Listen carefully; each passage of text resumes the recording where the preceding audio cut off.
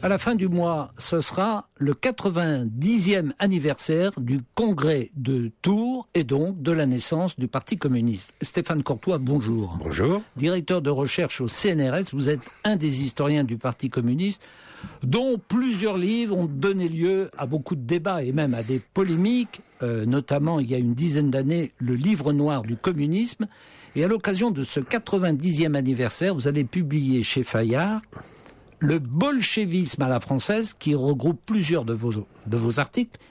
Et sur la couverture, comme je l'ai dit en commençant, vous avez mis, on voit des poupées russes qui s'emboîtent les unes dans les autres. La plus grosse poupée, c'est Staline, et la plus petite poupée, c'est Marie-Georges Buffet.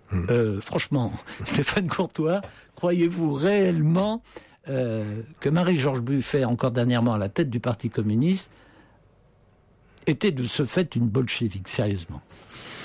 Ben oui, d'une certaine manière. Vous savez, ce Parti communiste, donc créé en 1920, comme vous le rappeliez, à l'origine, c'était un parti socialiste et démocrate qui participait au système politique français d'avant, en 1914, puis de 1920. Et puis brusquement, à une vaste majorité d'ailleurs, il a décidé de se rattacher à un tout autre courant qui était le communisme, et en l'occurrence un communisme bien particulier qui était le communisme soviétique, donc bolchevique.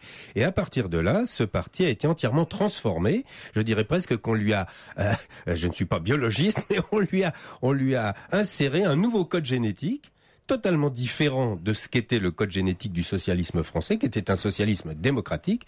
Et donc là, on est rentré dans toute autre chose. Alors bien entendu, vous faites allusion à diverses polémiques qui ont parfois été extrêmement violentes, parce que le Parti communiste, il faut le rappeler, a été très puissant dans ce pays. En 1946, c'était le premier parti de France, plus de 28% des voix. Et il y a beaucoup de partis aujourd'hui qui voudraient avoir des scores de cette puissance. Et puis, en plus, il contrôlait entièrement la CGT, qui était le principal syndicat français. Et donc, une très grande puissance. Et une puissance qui, en général, n'aimait pas beaucoup qu'on lui marche sur les pieds et qu'on s'occupe de ses affaires. Pour illustrer ce que vous appelez le bolchevisme à la française, pour parler de cette période et de Maurice Thorez, vous rapportez dans votre livre ce que, en 1947, Thorez dit à Staline, il est à Moscou, et il dit à Staline, bien qu'il soit français, qu'il a l'âme d'un citoyen soviétique, et Staline lui répond « Nous sommes tous communistes et cela veut tout dire ».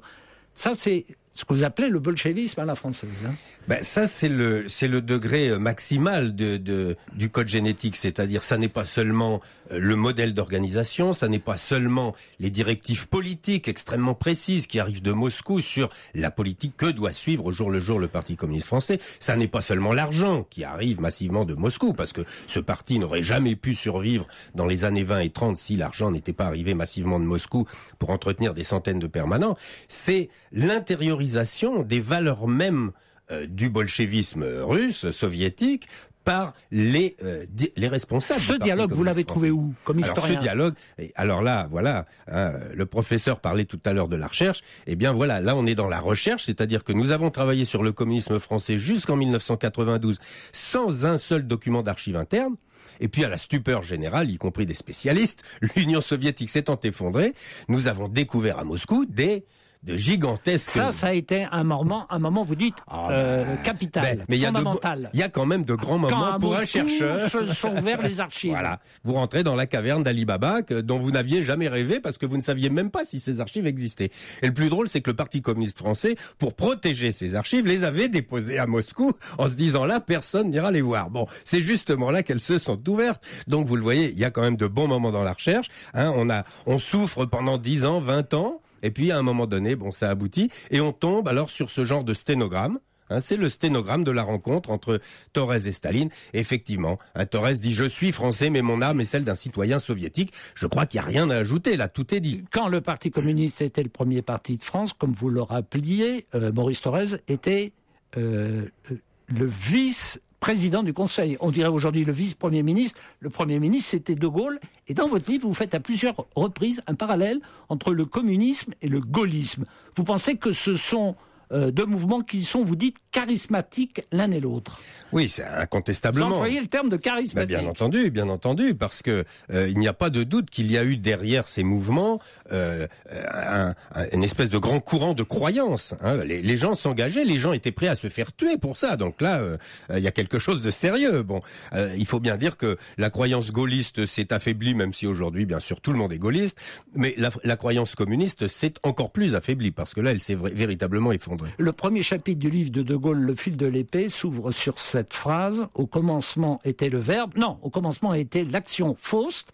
Et vous avez retrouvé dans le livre de Thorez, Fils du peuple, la même citation. Absolument. Ça, c'est la grande caractéristique des bolcheviks. Hein, à la différence de tous les autres socialistes, les socialistes ont eu toujours un discours rhétorique, révolutionnaire, etc. Sauf que les bolcheviks, eux, ils sont passés à l'acte. Et là, c'est tout à fait autre chose. Hein. Lénine est passé à l'acte et il est allé jusqu'au bout. Il y a un grand professeur de sciences politiques, Georges Lavaux, qui demandait à quoi sert le Parti communiste, et il répondait que le Parti communiste avait notamment une fonction tribunicienne, du mot tribun, à donner la parole à ceux qui ne l'ont pas, à permettre à ceux qui ne peuvent pas s'exprimer dans le jeu politique de le faire.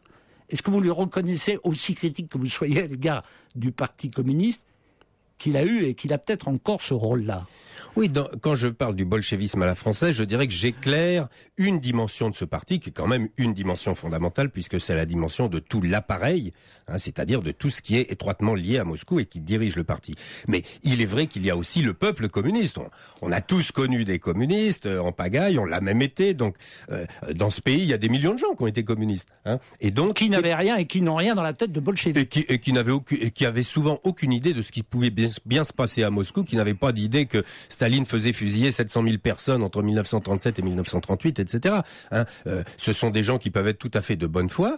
Et effectivement, le Parti communiste s'est servi des aspirations des gens à une vie meilleure, à un meilleur niveau de vie, à une reconnaissance sociale, pour évidemment devenir cette force politique extrêmement puissante qu'on a connue à partir de 36, mais surtout après 45, et qui a perduré jusque dans les années 70. Finalement, qui a tué le Parti communiste? C'est François Mitterrand. Bon, avec la fameuse union de la gauche, hein, il savait très bien ce qu'il faisait. Il avait compris que il y avait des évolutions sociologiques en France, que la classe ouvrière allait avoir des gros problèmes avec la désindustrialisation, etc. Et que par contre les classes moyennes allaient monter et qu'elles n'allaient pas aller vers le Parti communiste. Merci Stéphane Courtois. Votre livre, Le bolchevisme à la française, est publié chez Fayard, et je signale que vous signez aussi un des articles que la revue L'Histoire consacre à la naissance du Parti communiste, mais l'Histoire, contrairement à vous, titre simplement La tentation bolchevique.